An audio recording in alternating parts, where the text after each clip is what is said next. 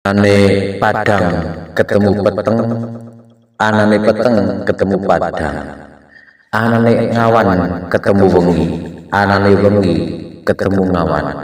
Mula ing antaran loro ora ana pilihane. Pilihane mung dilakoni sepiro mampune, sepiro bisane kanthi latihan mlaku lillah nuju ing Gusti ingkang akarya jagat. Ora usah kuwatir sedulur jamaah Miftahul Qulub Padepokan Girinawa Nuswantara. Jalur langit luwih amba dekengane pusat. Semangat tetap dalam berkarya, real fakta. Ngajak tanpa perintah, larang tanpa nyegah.